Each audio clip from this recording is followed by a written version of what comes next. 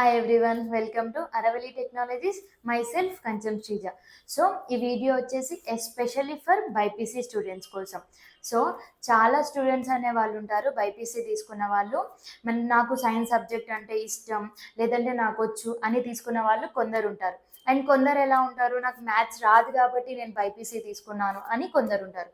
So మీరు ఎలా తీసుకున్నా మీరు బైపీసీ స్టూడెంట్స్ కాబట్టి, బైపీసీ తీసుకున్నారు కాబట్టి సో ఈ వీడియో మీకు డెఫినెట్గా యూజ్ అవుతుంది. ఎండ్ వరకు చూసేయండి.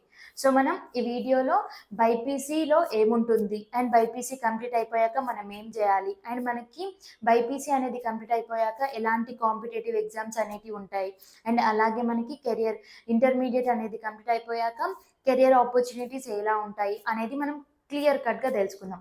ఫస్ట్ ఆఫ్ ఆల్ మనం కెరియర్ ఆపర్చునిటీస్ ఏది బాగుంటుంది అండ్ ఏది బెస్ట్ అనేది మనం ఈ వీడియోలో ప్రతిదీ ఈచ్ అండ్ ఎవ్రీథింగ్ అనేది డిస్కస్ చేసేద్దాం. సో బైపీసీ అనేది ఎవరు తీసుకోవచ్చు, ఎవరికైతే సైన్స్ సబ్జెక్ట్ అంటే ఇష్టం ఉందో వాళ్ళు బైపీసీ అనేది తీసుకోవచ్చు ఇంటర్మీడియట్లో. సో అలాగే మనకి బైపీసీలో ఎలాంటి సబ్జెక్ట్స్ ఉంటాయి, మనకి బయాలజీ ఉంటుంది, and botany, zoology, and physics, chemistry, and మనకి లాంగ్వేజ్ వచ్చేసి ఇంగ్లీష్ ఉంటుంది. సెకండ్ లాంగ్వేజ్ అనేది మనకి ఆప్షనల్ ఉంటుంది. తెలుగు కావచ్చు, ఉర్దూ కావచ్చు, హిందీ కావచ్చు, ఫ్రెంచ్ కావచ్చు, సాంస్క్రిట్ కావచ్చు. సో ఇలా మనకి చాలా ఆప్షన్స్ అనేవి ఉంటాయి. మన ఇష్టం అనేది మనం చూజ్ అనేది చేసుకోవచ్చు. సో అలాగే మనకి ఇంటర్మీడియట్ ఫస్ట్ ఇయర్లో బైపీసీలో మనకి ఎన్ని మార్క్స్ ఉంటాయి, సో మనకి ఇంటర్మీడియట్ బైపీసీ ఫస్ట్ ఇయర్లో మనకి 440 మార్క్స్ అనేవి ఉంటాయి. సో అలాగే మనకి ఇంటర్మీడియట్ సెకండ్ ఇయర్లో మనకి 560 మార్క్స్ అనేవి ఉంటాయి.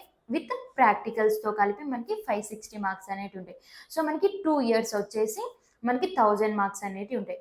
సో ఓకే, మనకి నార్మల్గా ఇంటర్మీడియట్ అనేది కంప్లీట్ అయిపోయింది. మనం కొన్ని కాంపిటేటివ్ ఎగ్జామ్స్ అనేటివి రాయాల్సి ఉంటుంది. సో అవేంటి అనేది తెలుసుకుందాం. మనకి నీట్ ఎగ్జామ్ ఉంటుంది. సో నీట్ అంటే ఏంటి, national eligibility cum entrance test. So మనకి ఈ నీట్ ఎగ్జామ్ అనేది నేషనల్ ఎంట్రన్స్ ఎగ్జామ్ అన్నట్టు.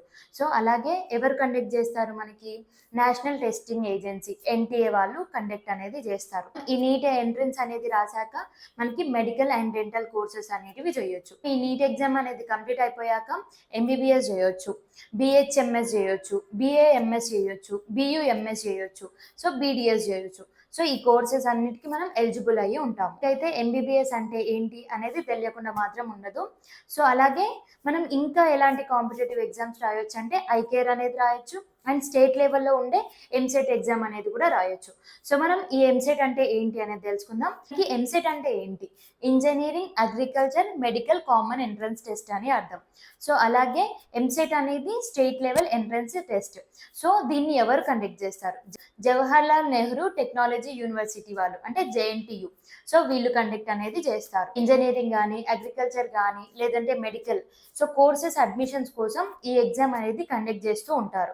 ఐకేర్ ఎగ్జామ్ అనేది క్రాక్ చేస్తే మనం ఎలాంటి కోర్సెస్ అనేటివి చేయొచ్చు, BSc forestry and BSc horticulture, BSc community science, అలాగే మనకి బీఎస్సీ అగ్రికల్చర్ చేయొచ్చు, అలాగే బీటెక్ బయోటెక్నాలజీ చేయొచ్చు, అండ్ బీటెక్ డైరీ టెక్నాలజీ. మనకి ఐకేఆర్ లో ఇవన్నీ కోర్సెస్ అనేటివి అవైలబుల్ గా ఉన్నాయి. ఇంటర్మీడియట్ బైపీసీ అనేది కంప్లీట్ అయిపోయాక ఎలాంటి కాంపిటేటివ్ ఎగ్జామ్స్ అనేటివి లేకుండా మనం ఏం చేయొచ్చు, సో మనకి బ్యాచులర్ ఆఫ్ డిగ్రీ అనేది చేయొచ్చు. డిగ్రీలో మనకి బైపీసీకి ఎలాంటి కోర్సెస్ అనేటివి ఉంటాయి, BSc in forensic science, BSc in life science, అలాగే BSc in chemistry, and BSc in zoology, and BSc in physics అనేది. సో ఇలా మనకి చాలా కోర్సెస్ అనేటివి డిగ్రీలో అవైలబుల్ గా ఉంటాయి. లేదంటే అసలు సైన్స్ అనేది సబ్జెక్ట్ లేకుండా ఇంకేమైనా ఉంటాయా అంటే, సో మనం డిగ్రీలో కామర్స్ అనేది చేయొచ్చు. సో కామర్స్ లో మనకి ఎలా ఉంటాయి, బీకామ్ జనరల్ అనేది ఉంటుంది, బీకామ్ సిఏ అనేవి కూడా చేయొచ్చు.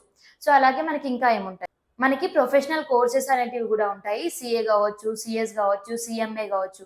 సో మనం ఇవి చేయాలంటే చాలా హార్డ్ వర్క్ అనేది చేయాల్సి ఉంటుంది. కామర్స్ బ్యాక్గ్రౌండ్ నుండి కాకుండా డైరెక్ట్ గా బైపీసీ నుండే సిఏ అనేది చేయాలంటే చాలా హార్డ్ వర్క్ అనేది చేయాలి, ఇది చాలా హార్డ్ అనేది ఉంటుంది. మనం ఇవి కాకుండా ఆర్ట్స్ సైడ్ కూడా వెళ్ళొచ్చు, బిఏ ఎకనామిక్స్ చేయొచ్చు, అండ్ బిఏ పొలిటికల్ కూడా చేయొచ్చు బైపీసీ ఇంటర్మీడియట్ కంప్లీట్ అయిపోయాక. మనకి ఇంటిగ్రేటెడ్ కోర్సెస్ కూడా ఉంటాయి, ఎంబీఏ చేయొచ్చు అండ్ ఎంఎస్సీ అనేది కూడా చేయొచ్చు.